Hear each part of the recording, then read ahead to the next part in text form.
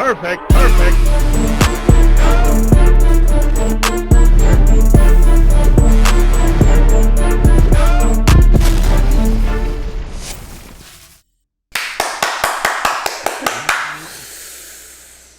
Welcome back, reality check. Yo. Actually, this is the podcast, episode 3. Yes. Okay. Sir. Actually, no. This is the second podcast because the other ones are split. Yeah. This is the second podcast. Yes, sir. We're about to get lit today. We actually have a very nice surprise for y'all today. We have a special guest in the building. Yes, we got sir. James in the building. What's going on, guys? My name is James.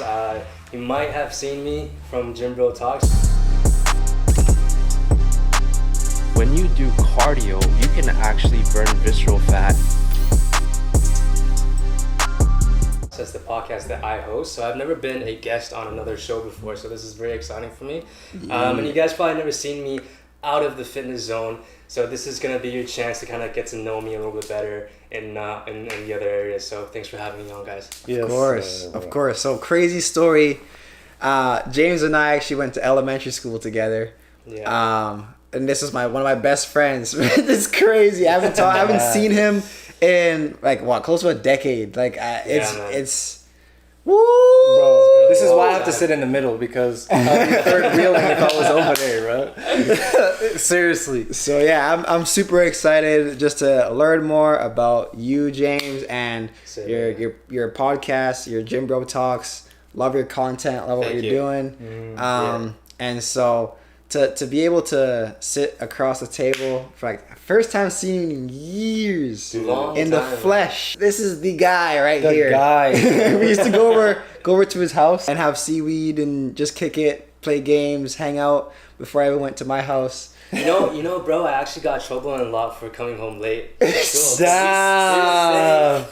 At the bottom of our hill, there's a tree, and then we'd just climb that tree for hours and hours. Hide in the tree. It was good though. It was fun. Yeah, I remember talking and just kicking it at the bottom of your hill. Yeah. For hours with another one of our friends named Xavier, right? Yeah, Xavier. Yeah, that's my name. Yeah. There's another one? Yeah. What the heck? Yeah. I've only known one other Xavier in my life, and that was in my elementary.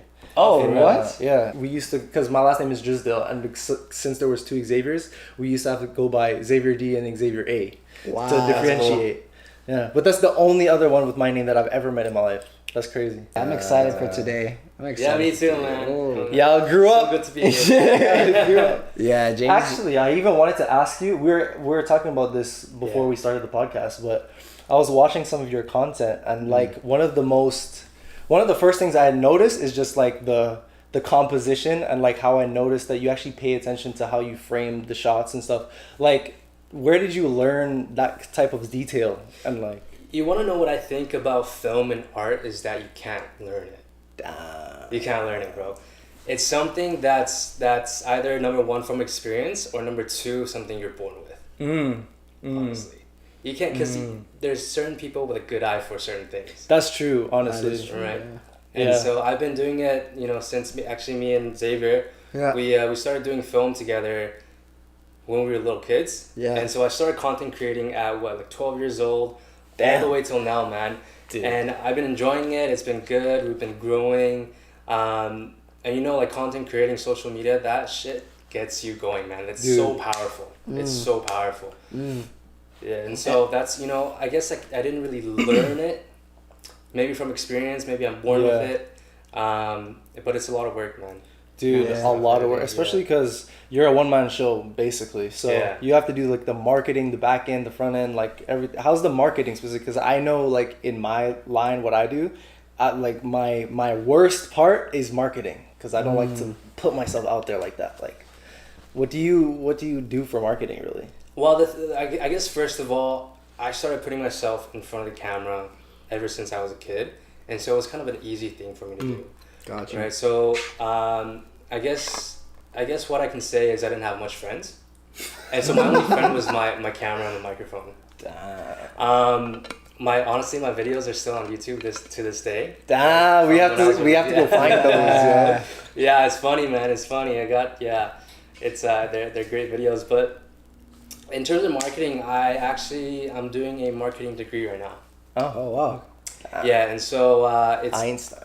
It's been going good, man. Like, the thing with business school is that you don't learn just about business. You learn about the economy. You learn about it's just all important stuff to know. Mm-hmm. But yeah, in terms of marketing, putting yourself out there, like what do you find is like the hardest part about putting yourself out there? Like, what's the hardest part of marketing for you? I mean, me personally, I just feel because I'm naturally an introvert. So like 100%. even with my art, because I'm an artist, I make music, rap, hip hop. So I do orchestral music too, but that's more behind the scenes. So when I'm doing like my Xay Dryz stuff, just like if you caught me like 6 or 7 years ago, maybe even earlier, like 5 years ago, if you ever told me that I would voluntarily be putting myself in front of a camera like that, I would laugh. Because I'm not I mean, I was always putting myself in front of a camera, but for me though. But for me to record myself and then surrender it to the world, that's crazy.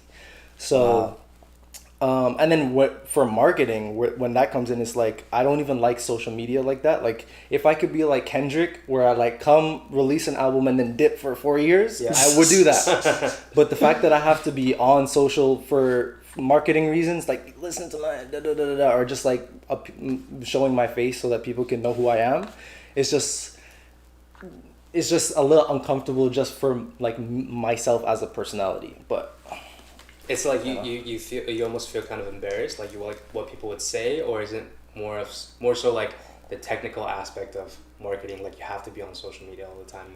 I mean, it's kind of both. Like originally it was really just me being self-conscious, but like as I'm maturing as an artist, it's more actually the technical stuff, because now you have to be concerned about like when people are online, like all like the specific stuff about like where you should post, when you should post, who should you post to, what's your marketing demographic, like all these kind of stuff. It's just a lot.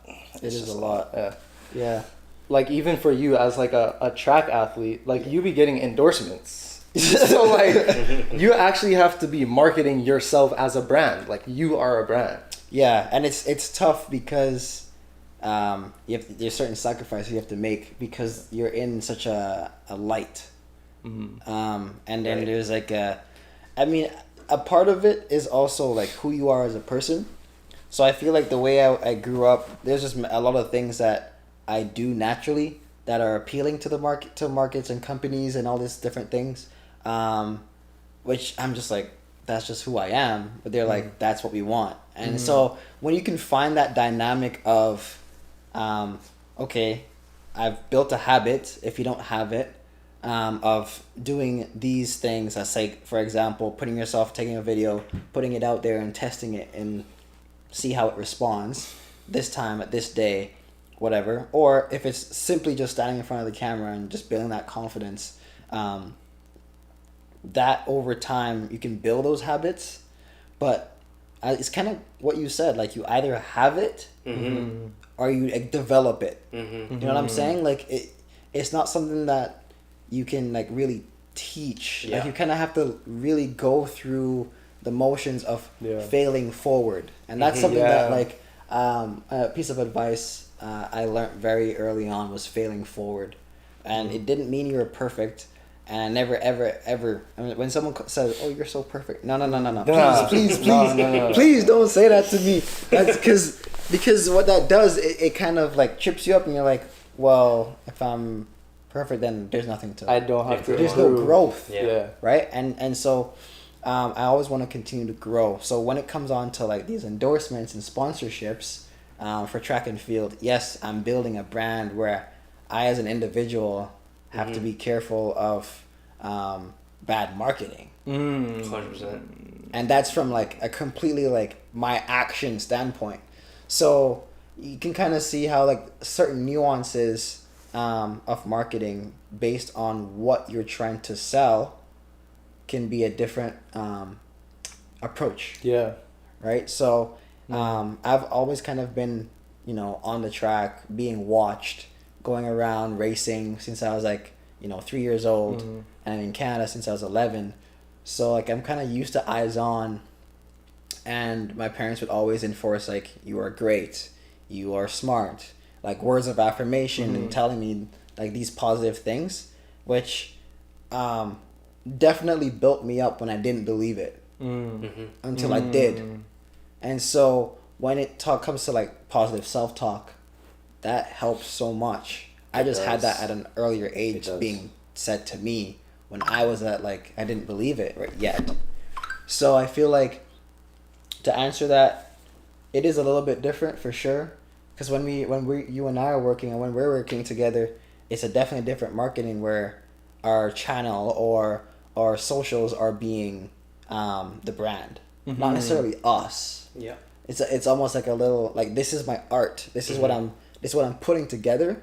But for an athlete, it's like for me anyways, it's almost like I'm putting myself together. Yeah, that's exactly how I feel as an artist, because a lot, especially in hip hop, it's like you kind of sell yourself. Yeah. And a lot of time, especially if you're an independent artist, because if you're signed and the label has a lot to do with like your gimmicks and like how you present yourself. But like if you're independent, the way you put yourself out to the world, for the most part, is a big factor in how they're going to perceive you and like the energy they receive.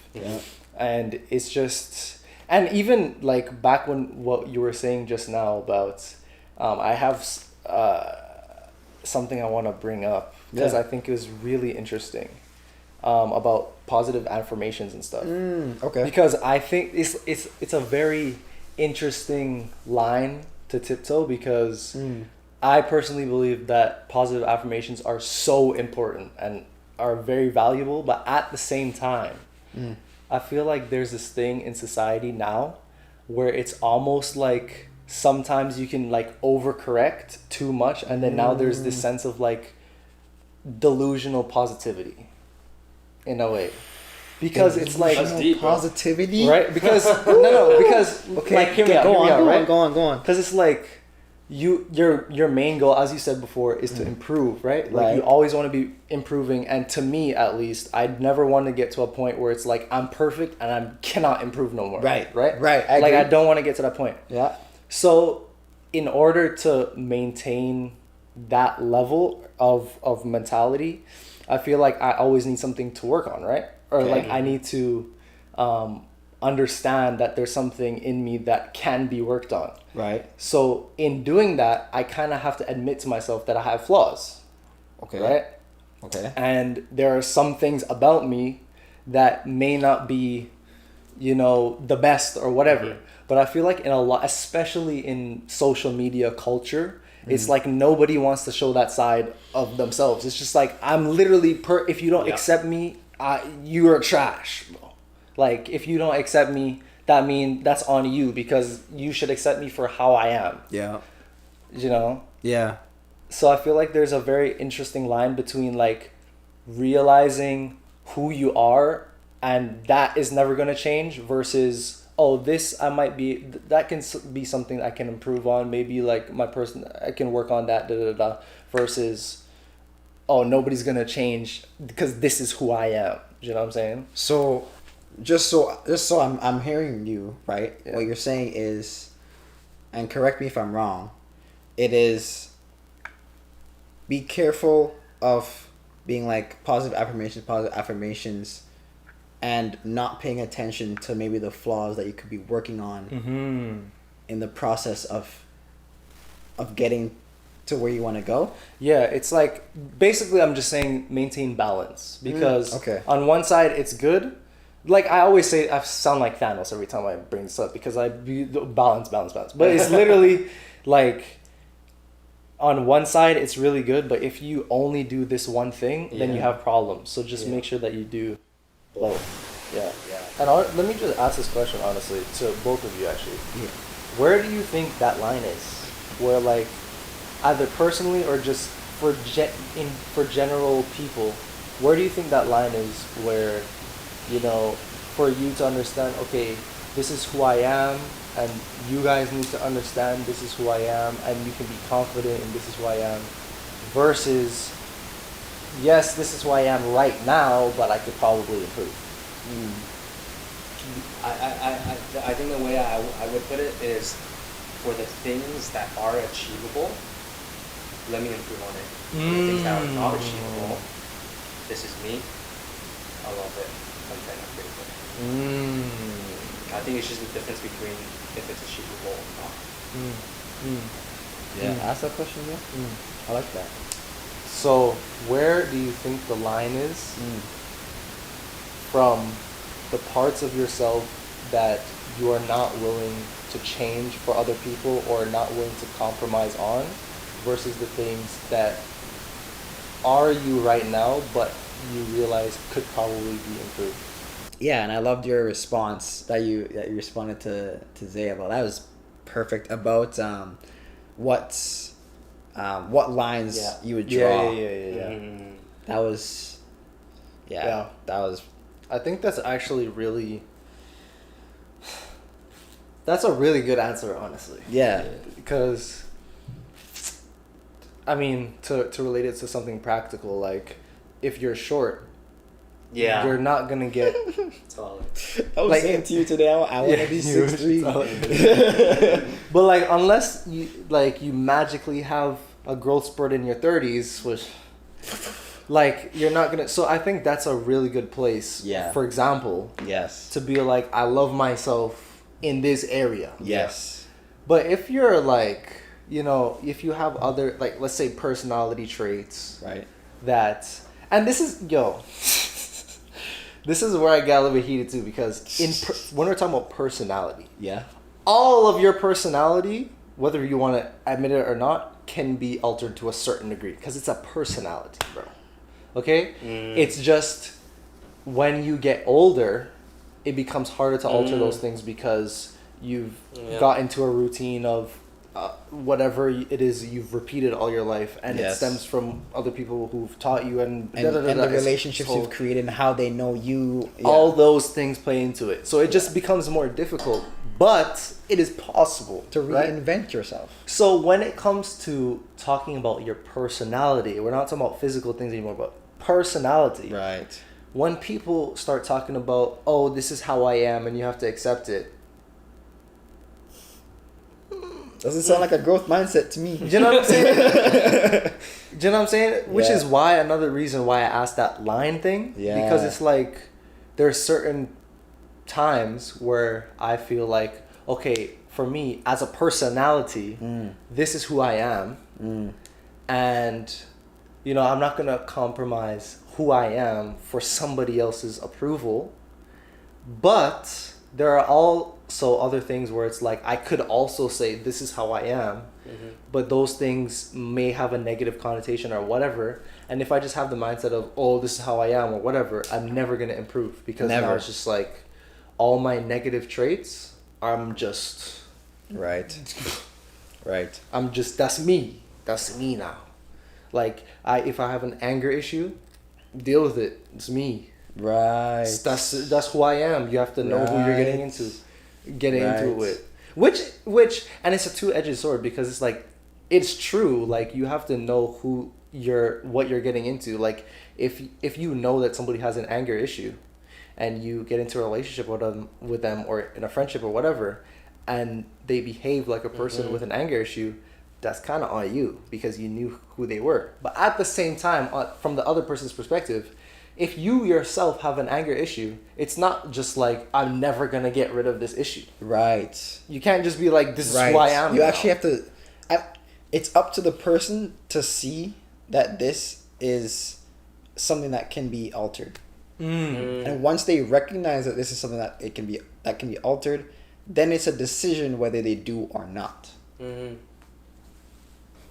And so once you realize that your personality can be altered, when you're like, okay, I feel lazy, or I don't want to apply for this job, or I don't want to learn this new skill, or why do I procrastinate all the time?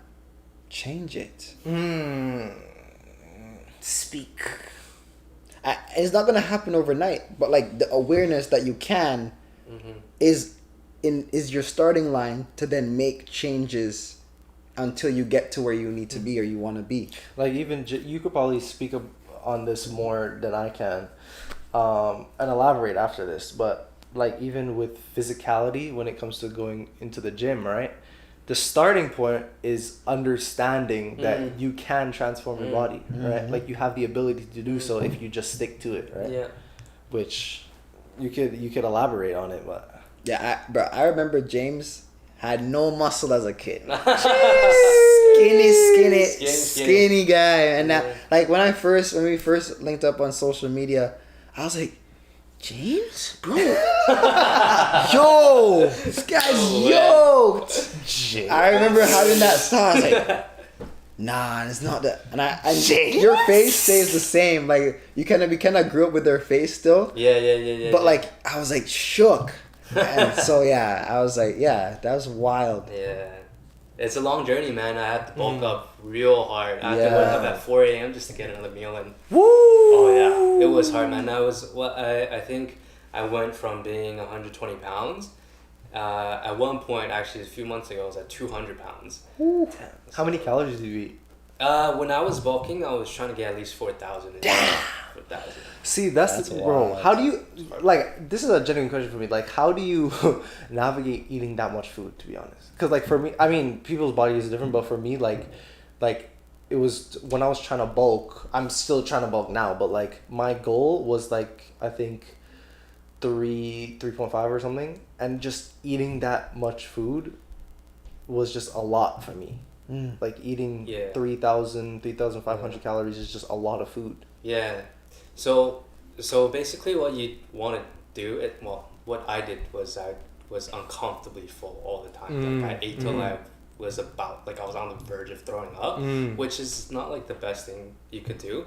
Another thing what I did was I would liquefy a lot of my foods. So I would take stuff like mass gainers. Right, so like one serving of mash gain is probably like that, and it's 1,000 calories. If I just took 4 of those a day, I'd be like set for calories, and it wouldn't even be that much food, right? Wow. And so you could liquefy your calories, and like instead of drinking water, all I drank was like either milk or almond milk or like whatnot, just stuff with calories inside. Wow. That's what I did, man. I just find like the small little things to like increase a little bit. Yeah. Over time. Got you. Exactly the same with weight loss. I think weight loss is, in my field, weight loss is the thing you see that is the least sustainable thing, is because like most people will try it, they'll do it for a few months and then they'll stop because it's just number one, too much work, or number two, it's just like gets boring or not. But the thing to do to keep it sustainable, and this goes for literally anything in life, is you do it little by little. So you change one little thing. It's like, let's just say I drank 5 Cokes a day. Let's just say, hey, let's lower it down to 4. Okay, you do that for a week. You get, number one, you build that habit, you get used to it, and then you feel good about it. And let's say, okay, now let's go down to 3 Cokes a day. And you feel good about it. It's a habit. You keep going, and you add it up, and now it's all of a sudden the most sustainable approach to losing weight. I think that's a really good point, just in general too, because the opposite is also true. Where it's just about to say, the way I train, right after high school, I went to Victoria to train with one of those national sport institutes in the country, the West Hub, and literally 4 years ago, it's looking back now, I couldn't do the workouts I'm doing right now. And right now, I'm like looking at the workouts I'm doing right now. I'm like, oh, that's gonna be tough. I do it, and I'm like, oh, that was fine. And I go home. I'm like, I could not have done that 4 years ago. Much less find it easy or like find it manageable.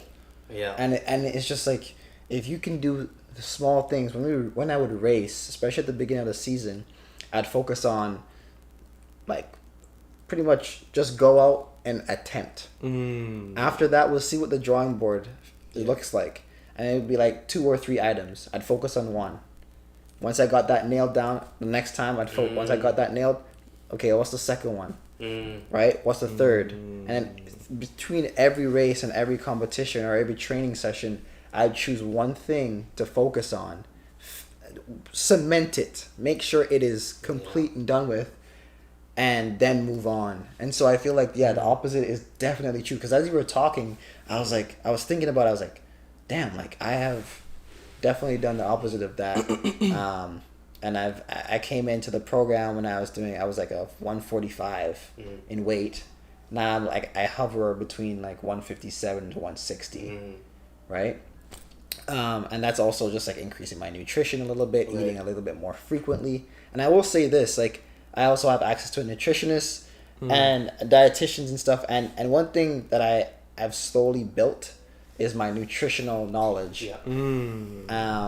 Which is I used to eat like twice a day maybe, but have huge meals because I was so hungry, like 6 hours in between, right? Yeah. But my nutritionist, Jesslyn O'Connell, she would be like, okay, how about you break that meal up into 2, right? So you'll have, instead of having it every 6 hours, try 3. Then I'll have like 4 meals if I'm eating twice, right? So now I'll eat like 4 meals a day, less quantity. So like before practice, after practice, which would be around lunchtime, between dinner, and sometimes I might have like a snack at night.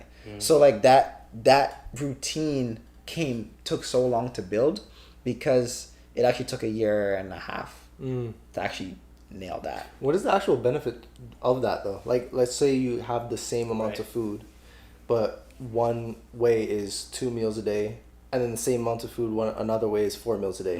What's the actual reason for that? So our bodies can only intake so much nutrients in one sitting, right? So whatever it doesn't need, waste. So you just threw away half your meal you could have had later now. Damn. That's exactly why when I write nutrition programs for my clients, I time it so specifically to like what time their workout is, because like before the workout you want like a little bit of simple carbs, right? You get glycogen in your system when you work out, and then after the workout you get some more like simple carbs in to help your recovery. Things like small things like that actually matter. I was actually gonna ask this earlier too. When you're doing schedules for people or programs for people, what is the ratio between how long you spend scheduling like workouts versus diet? Because like I hear a lot of personal trainers specifically being like, yo, diet is like 90% of fitness, and then the last 10% is the actual workouts. Right. What is the ratio? Or like how much time do you spend looking at the client's actual workout versus their diet? Logistically, I think when I'm writing the programs, I spend a lot more time writing the nutrition portion of it, just because I have to do all these different like macro calculations, and protein, carbs, fats, whatnot. But in terms of like what's more important, I've always also learned that it's like 90% diet, but honestly, it's probably half-half. It's probably half-half. You can't get anywhere without good training. You also can't get anywhere without a good diet, and that's just a fact. So you really want to focus like on progressive overload during your training. You also really want to focus on having a high protein intake. Although you don't have a high protein intake, your muscle's not going to recover. You're not going to perform well, right? So I'd say half-half. Got you.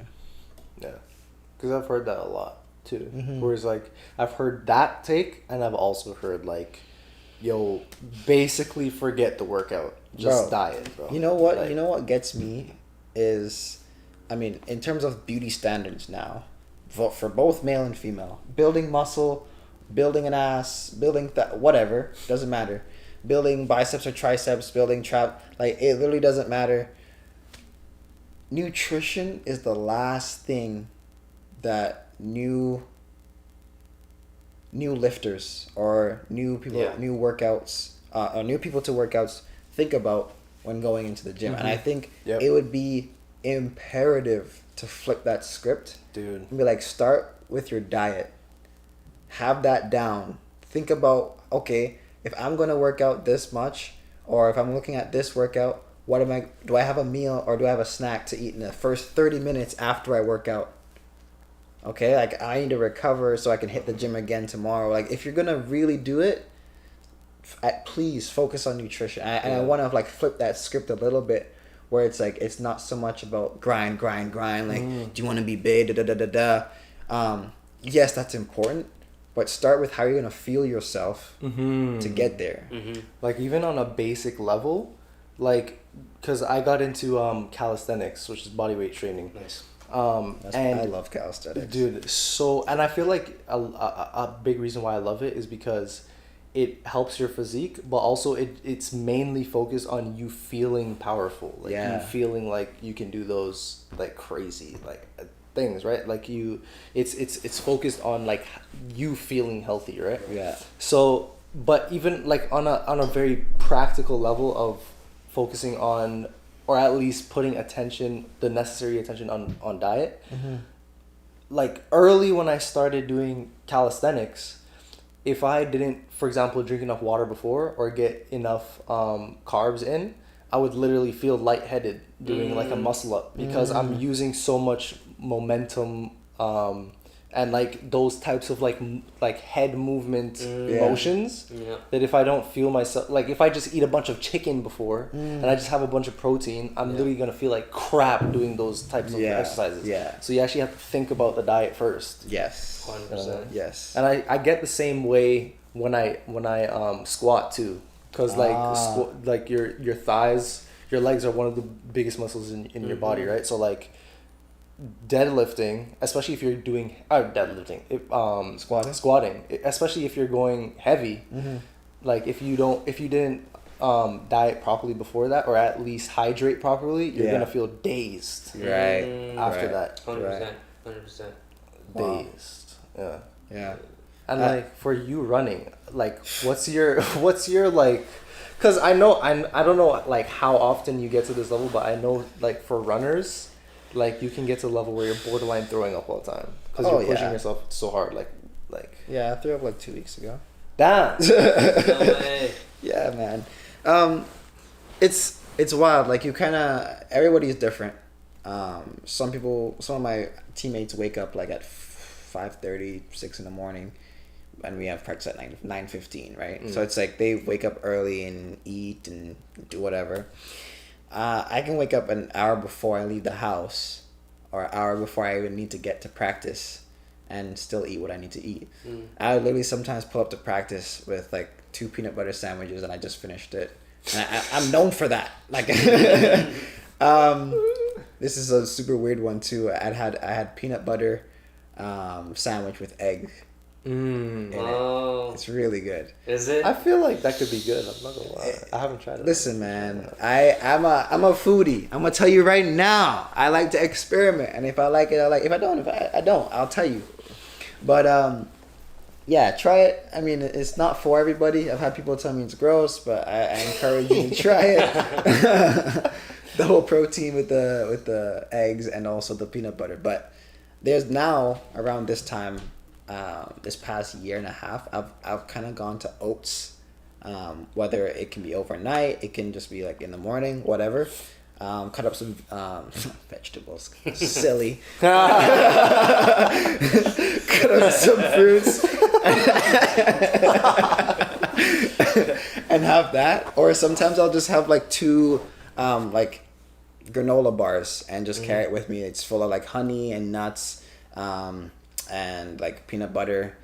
I've heard that nuts is actually not super good for you. It has like toxins in it. Yeah. Really? Yeah. Just like nuts in general. Nuts in general. Apparently, like nuts. That's great. Yeah. Apparently. So which podcast it was, but it kind of like Liver Kings sort of thing, but.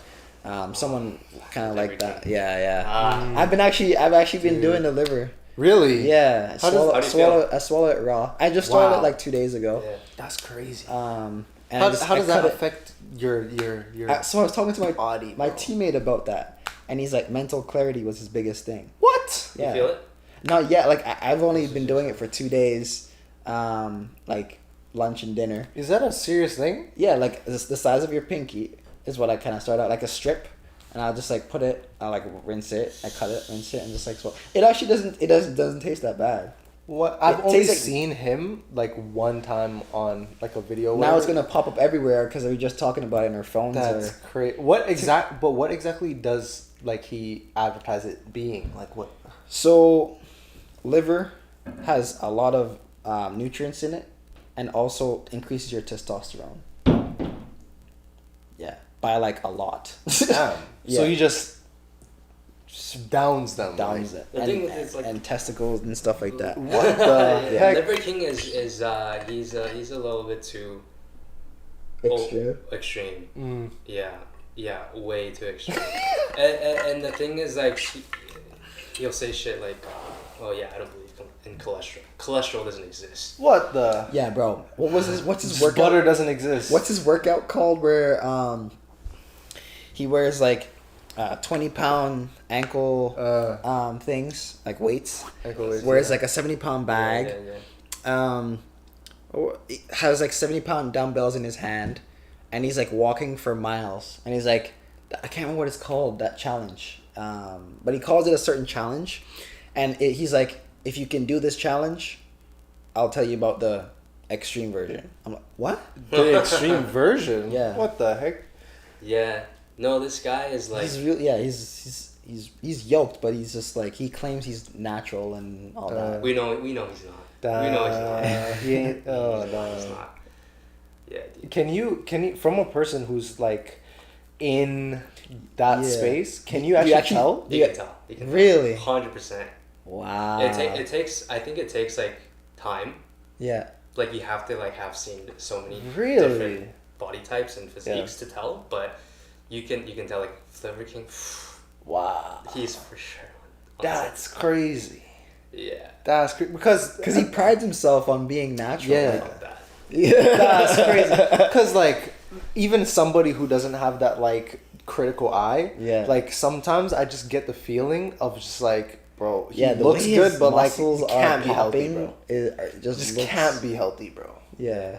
I don't know. I think Liver King is not a very healthy guy.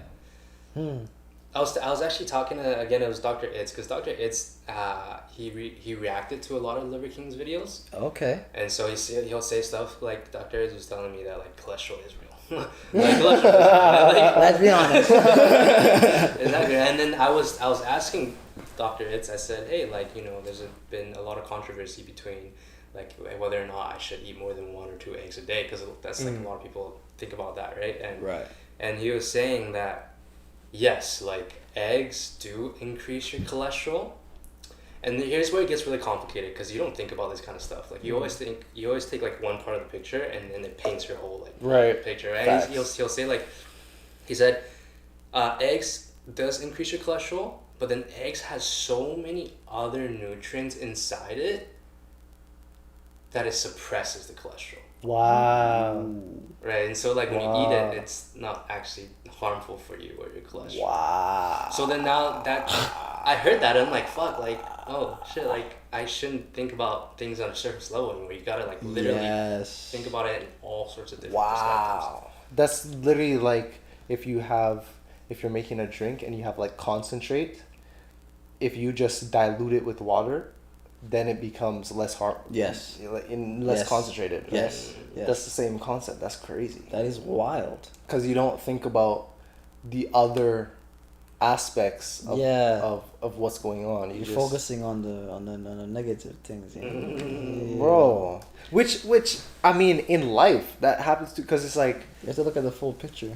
And I think that happens a lot, where it's like the media or people in general will just allow almost the first thing they hear on a certain topic to just influence the whole picture for them. Right. They will just, oh yeah, this is how it is because this is what I heard. Yeah. Yes. And they will just, and then it's all like, and what's crazy to me is that people are so like they want to believe in something so bad, but they don't have the awareness to understand that you have to know the situation first, that when they feel like they know what's going on, they just stand by that, and then that contributes to the spreading of misinformation because they heard something and they're like, oh, this must be how the situation is, and then because I now know what the situation is, I'm gonna stand by like my position on the situation, and then they just go Like, you know what I'm saying? Like, it's just... Yeah. It's such an unhealthy... As I said before, if you don't stand for something or for anything, you'll fall for anything. And it's just like... People...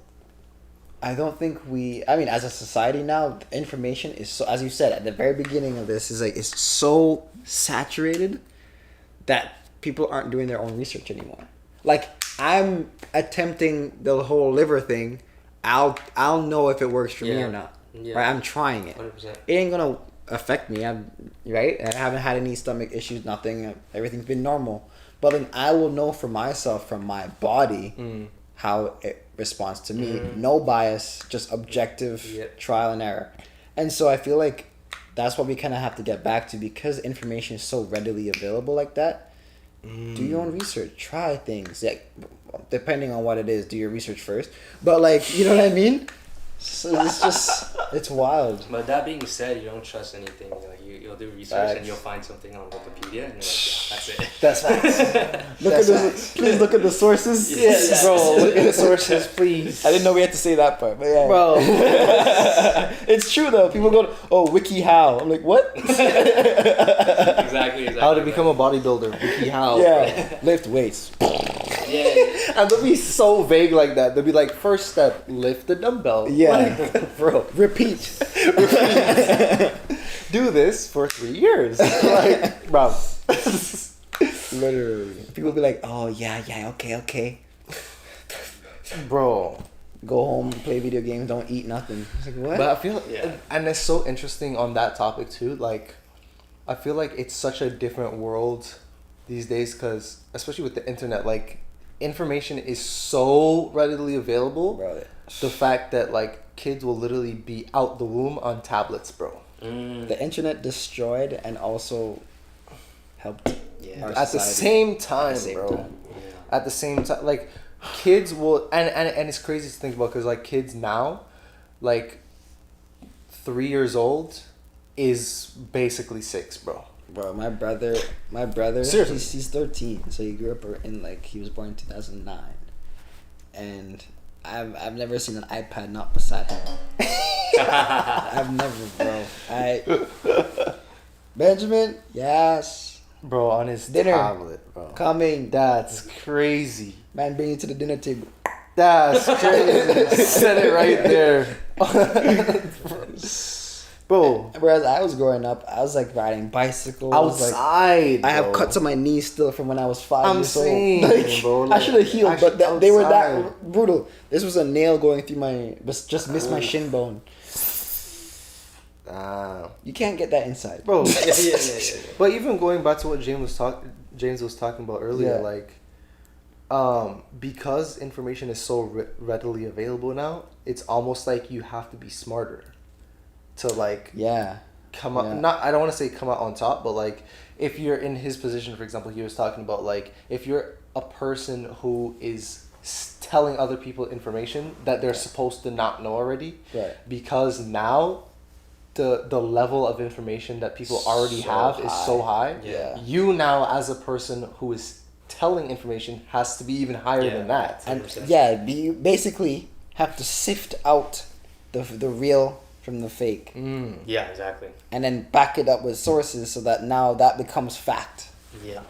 Out of the that becomes a standalone. Yeah, this is facts. Out of the rest of the noise going on. That's that you have a hard job. Yeah.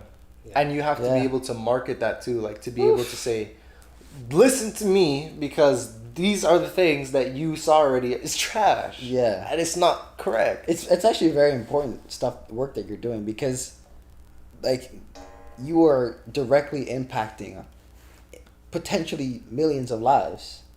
Yeah. Right? And, like, does that scare you? Does that, like, what do you think about when I even say that? Like, you could potentially, you know, be leading, like, millions of people, just from, like, hearing your voice and, like, the advice that you give, and obviously the research that you might do behind it. Like, what does that I think it's a very, very important job. I like, it's almost like I make it easier for myself when I get these experts onto the show, because then I can just take their information and then I'll spread it and I'll just say, hey, he said this. And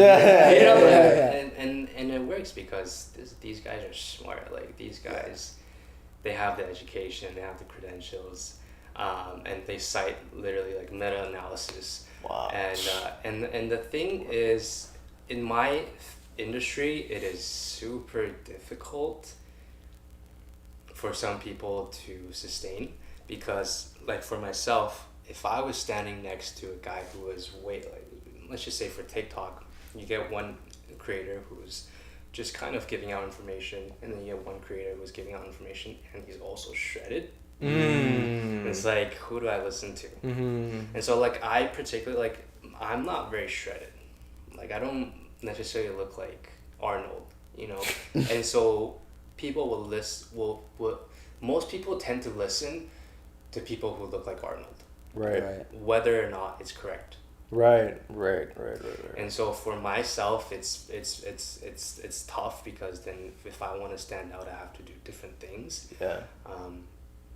But I'm also kind of working towards looking more like Arnold.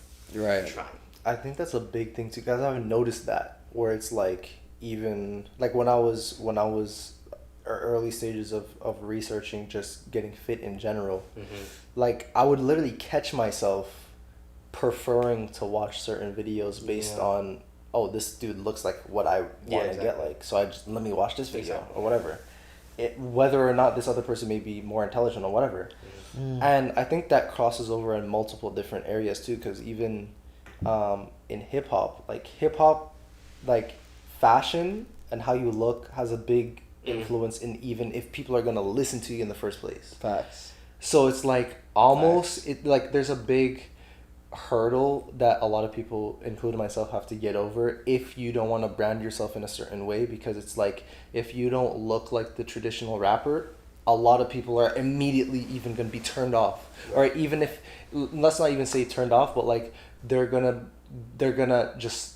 gonna be buried in the overabundance of all these artists, because people want to listen to or find people who match their perception of what a rapper looks like. So if I don't have 3 chains on, I'm not a rapper. Do you know what I'm saying? Like, yeah. So it's a big, like, it's like at the same time, you can't really blame these guys though. Yeah. Because it's like, if I walked into a gym and I knew I wanted to get shredded, you look for the most shredded person. I would. Yeah. But the thing is, like, you just have to take kind of everything with a grain of salt these days. Yeah. Just don't trust everything that everybody says. Yeah. Wow. Anyway, my laptop's running out. So. Thank you for absolutely bombshelling this podcast with us. Making us so lit.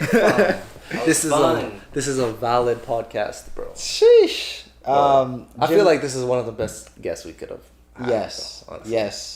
Bro, come on. Yes. Bro, you spotted it out. I have to say that, bro. Oh, man. I have to tell you, man, like, today is literally the first day I've met you in person. Yeah. Well, because I met you on the phone before, but like in person. But I have to say, you're one of the most genuine dudes I've met, bro. Honestly, too, man. Honestly, I had to say that. That makes me feel so good. No. Yes, dude. No, but I feel like it's just such a freeing atmosphere to be like around people who are just like down to earth, but also ambitious. Yes. Like that combination is elite, bro. Yes, and that's what I recognized in this moment as I was talking to you when you were there, and I was like, I was like, bro, this is how you grow, is to hear you're doing this, you're doing that, you're doing for the sole purpose of like wanting to be better for you, not just yourself, but for your family. And like we want to create impact, we want to also do the same things for our family, but like create such an impact where we're not really thinking about the money, like it's just literally a byproduct. And when we say like impact, we mean impact. Yeah. Right? Like we're gonna turn like memes, like some of our reaction videos are gonna be memes. Like impact doesn't mean like has to be like deep stuff. Like impact in a way where like we make somebody laugh one day when they're like sad. just from their facial reactions on a video, or a podcast where we're saying, we're telling a piece of ourselves and we're sharing like a moment or that nobody else knew about and until that moment because we're talking on a specific thing, like those type of stuff. And so to be able to share that with you guys in like also like a friendship, obviously we're all friends, but like, you know what I mean, a friendship workship would be so elite, bro. In the Bible it says iron sharpens iron, and there even not only that, but I feel like even like I'm literally nowhere close to it, but I just feel in my gut that if you were to be successful to wherever it is that you're trying to go, being there with other people that came with you, or even if they didn't come with you, but just being at the top with your circle, is so much better than by yourself, bro. So like much. Honestly, so much. Like and especially if it's one of those situations where it's like, you're successful, I'm successful, he's successful, you're successful, we're all squad is successful, bro. We're doing our thing, bro. Everybody is like that is elite, bro. Elite. I literally can't use any other word, bro. It's literally elite. And the thing that we talked about in our previous podcast too, that kind of plays into that, is because I think we all have the idea of true like relationship across the board, where if you win, I win, I win, you win, across the entire board. And I feel like we all understand that to the core of us, where it's like that's just how we are, that's how we interact, that's how we are with like our genuine friendships, like that's and so I can feel that connection. And so like even your gym bro talks, when it's literally gym bro. Like you're already in the name alone. You're created a safe space. In the gym. Yeah, what's up? Let's talk. Yeah, you know what I'm saying? Exactly. And so I definitely feel that vibe from you.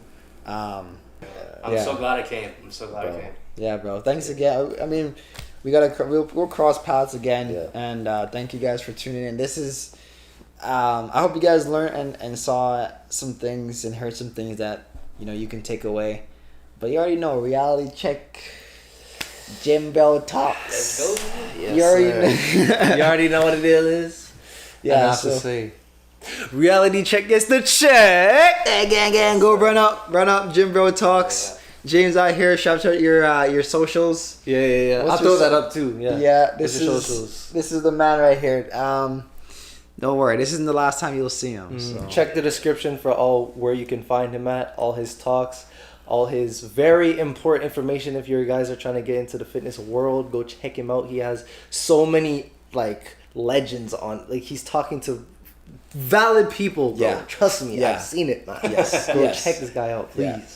All right, guys. Thanks for joining me again for another episode, and thanks for these guys on coming on to Gym Bro Talks again. And thanks, guys, for inviting me to your beautiful home to do this shoot.